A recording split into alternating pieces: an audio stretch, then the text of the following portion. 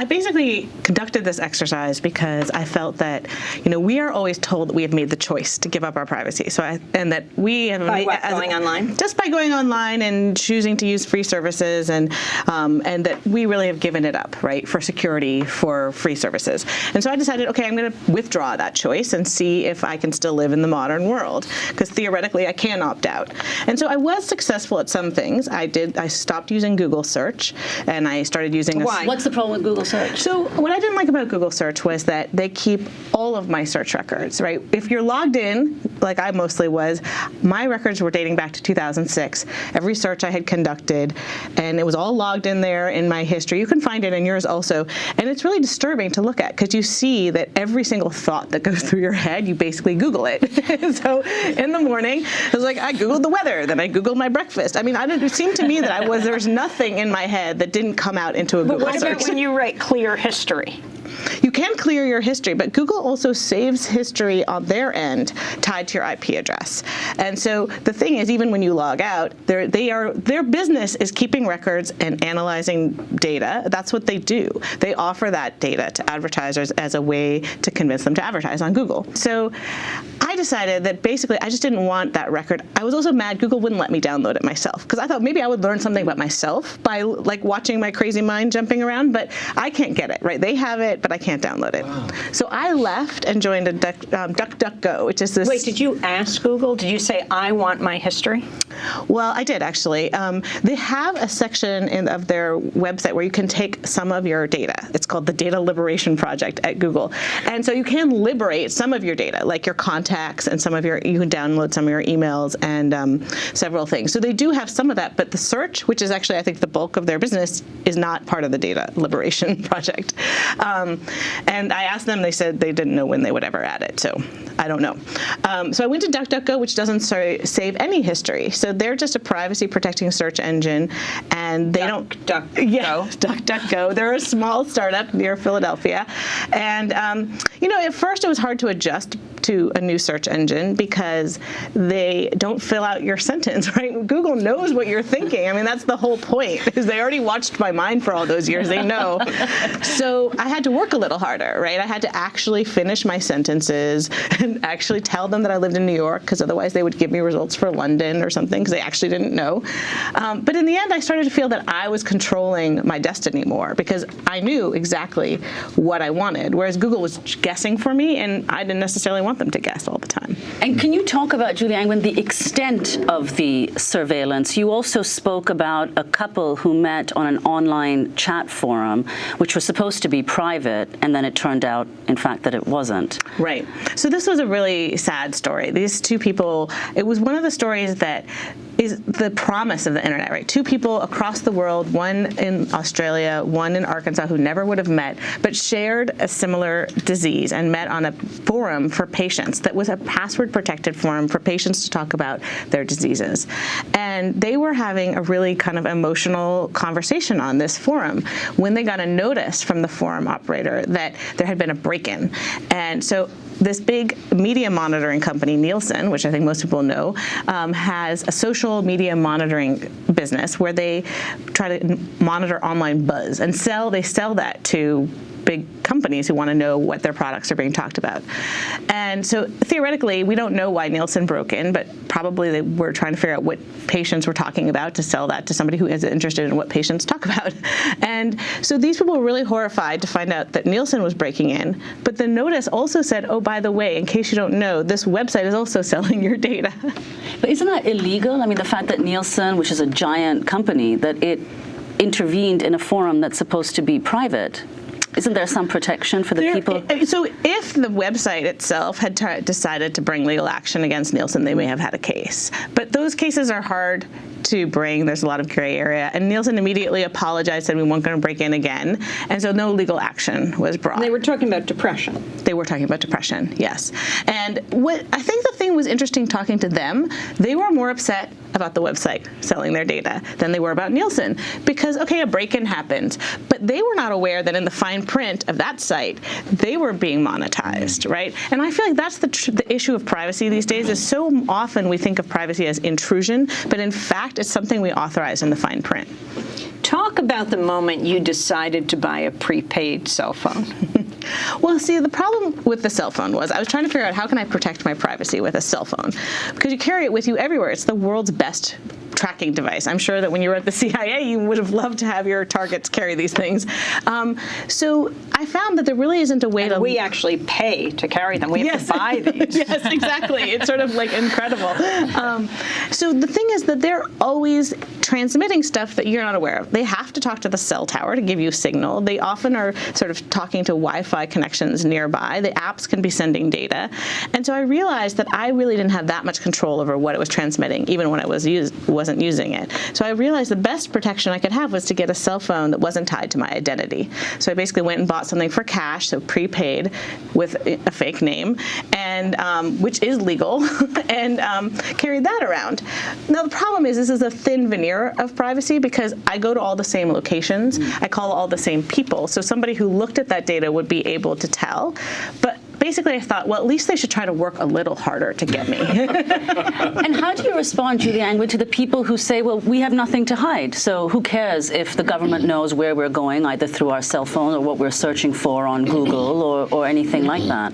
Right. Well, I think that what I say to those people is information is power, right? So the more information that you give to the government, the more power they have over you, right? And similarly, commercially, the more information you give to the cell phone company or to Google, the more power they have over you. One thing that I have been investigating in my years at the Wall Street Journal was there are a lot of companies that are trying to figure out ways to show different prices to people online based on the personal information they have about them. So essentially, we're going to get to a world where they're going to know that I have $5 more in my pocket than you, and my price is going to be $5 higher because that's the data that they have. And so you lose in a negotiation generally when you have less information than the other person. Why is free Wi-Fi not really free?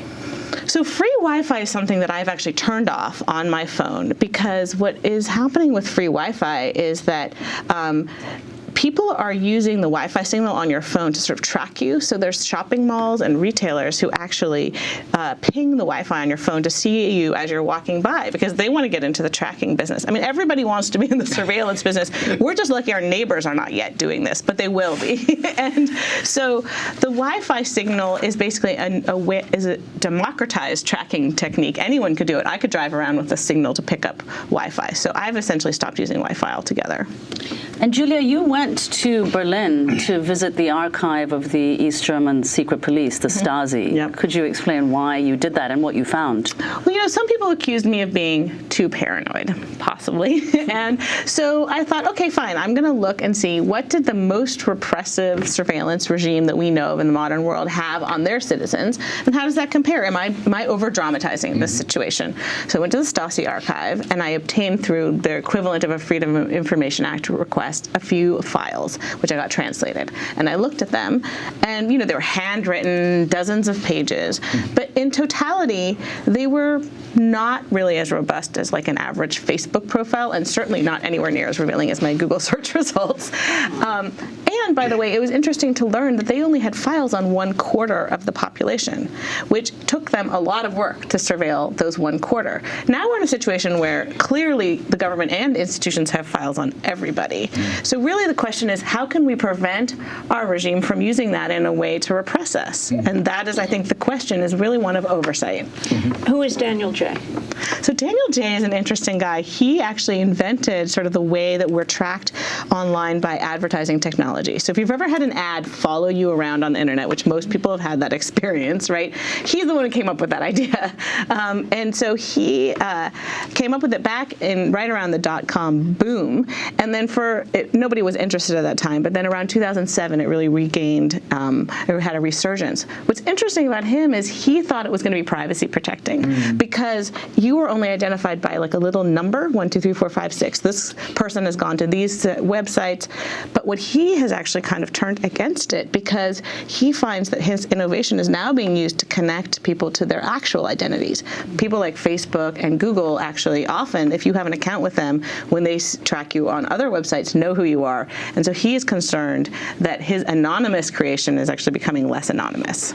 And what's the relationship between corporate surveillance and government surveillance of users, of people online? Is it the same thing? Is it different? Well, Do they have the same? Corporate surveillance can seem more benign, and sometimes it is. But I think the one lesson I feel like I've taken, the biggest lesson from the Snowden revelations, has been how aggressive the government is about going to these private companies for data. Because to them, this is incredible. Google has so much more, right? They want it. So we have seen that Google has so much more than the government. Yes, right. I mean, the government actually does have limits on their collection. Now, they don't always obey them, as we have seen from some of their violations mentioned in the FISC. The Foreign Intelligence Court has dinged NSA. But ultimately, they do have to obey some laws. And whereas Google has everything. They have every map you've ever looked at. They have every, search. They have your email content. So we have seen that the government comes to them repeatedly with requests, secret court orders for the documents. And then we've also seen some occasions where they've hacked in to different parts of the internet to try to get that data other ways. And there are no restraints at all on companies keeping this information or even disseminating it to other companies? Right now, yeah, we're one of the only Western nations without a baseline privacy law that basically puts some baseline limit on what commercial data gatherers can do. Most Western countries have at least offer citizens the ability to see their files, correct them, and sometimes remove them. You write about how an innocent citizen can be placed in a police lineup and suspected of a crime. Tell us more about that. Well, so before ubiquitous surveillance, which, by the way, I would just point out was only 10 years ago, none of us probably, I hope, I didn't at least have a police file, right? They didn't have a reason to track me, so they didn't have my information. And that was a situation I was really happy about.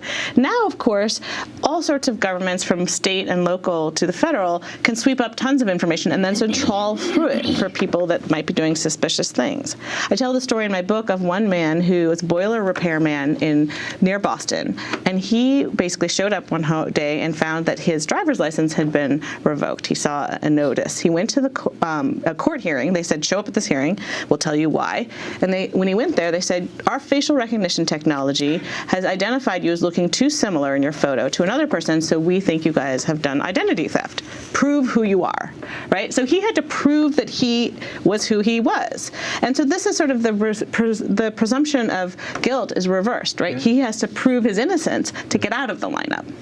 Talk about the web camera. It's just become the webcam that almost everyone has right now, because if you take pictures, you have it. GCHQ, it turns out, was using the images when you were in a Yahoo chat with someone. But talk about how often this is used. I remember going back a year or two, that kid in, which state was it? Was it Pennsylvania? The school had given kids laptops. Yes, right. And they were very excited, and they went home, and he's home in his room. But the school, they said, to protect the students so that you wouldn't think that they were stealing laptops, they would always turn the cameras on if you took the laptop home, so that they could say, oh, he wasn't really stealing a laptop, he was actually using it. But in fact, what they were doing, well, he was eating, I think it was Mike and Ike jelly beans. They took that to mean that he was popping drugs. They called in his parents, and they said, he's using drugs. They were frightened. They said, what are you talking about? How do you know he's using drugs? He's a kid. I think he was in elementary school. And they start to show photographs, but they recognize this is their boy's room that he's in. And they see he's putting things in his mouth, which is his favorite candy. But these photographs, and this is a few years ago, and then all the kids realize they are being filmed in their bedrooms by the school. Yes, right. It was really, that was a horrifying story of, once again, where's the presumption of innocence? Right? You were called in for taking drugs. So the thing about the camera is that it can be remotely activated. That's what happened to those kids. And unfortunately, there's criminal hacking gangs out there who want to trick us into clicking on a link that installs some software that can remotely activate our camera. And what they've been doing is basically filming people in their rooms and then trying to blackmail them. So I have naked pictures of you, send me money. And so basically in the tech community that I hang out with, the hackers, they all have stickers over their camera because they know how easy it is to download download this free software that can remotely activate your camera. And then you take it off when you want to use the camera, but essentially everyone should have a sticker over their camera. But you've pointed out that this period of relentless surveillance is only a decade old. So, for all of us at this table, that's, only a fraction of our lives. But you, in your book, you say that you even got your children, the next generation has grown up with this stuff. Yeah. How did you get them to be interested in online privacy, and what steps can they take to protect themselves? Well, the thing about kids is there's this myth that they don't care about privacy. People tell me this all the time. My kids don't care about privacy. And what I say to them is, you are their threat model. You are the NSA to them. They want privacy from you. What you don't realize is they don't care about the same issues you care about, but they do have a privacy issue, and it's you. And so the way I convinced my kids was essentially to show them that they could have secrets from me. This was the selling point. They actually mostly wanted secrets from each other, right? No little brother is going to find out my stuff. So they really enjoyed the fact that it also seemed like fun. I showed them this tool they could put on their web browser that shows how many tracking technologies were on any given website. And to them, it was like a video game. Oh, I got a website with 40 trackers, And then I taught my daughter to build strong passwords so that her brother couldn't break into her accounts. She actually ended up starting a password business where she sells strong passwords for $1. She'll make them for you. And what do you mean by strong passwords? So what a strong password these days is really long and basically not already used on another site. So many sites have been hacked that the password hacking community have every password that's already been used. So you basically need something new, which is, by the way, really hard to think of. So all of our brains are overtaxed with this password question. So what my daughter does is she solves that problem. How old is she? She's 9, and she solves that problem by picking random words out of the dictionary. We have a dictionary where every word is numbered. It's called Diceware, this method. And she rolls dice. She picks the words randomly. So then I have 5 dictionary words that I string together. So my passwords are 30 characters long. And then I can remember them, though, because they're dictionary words. They're still not words I would ever choose, but they're most likely not in any of those password files that have been hacked already. Do you also put numbers in them? So what she does is she gives you the password unsalted, and then you are supposed to salt it with numbers, exclamation points, capitalization, as you wish. How will you ever remember these? That's the problem. Then here's the other thing. You must write them down. You're unlikely to have somebody break into your house, find the piece of paper with your password on it, and then figure out which account it goes to. So the myth that we can't write our passwords down is really unhelpful and is actually creating password insecurity. So do you think attitudes about privacy are changing now?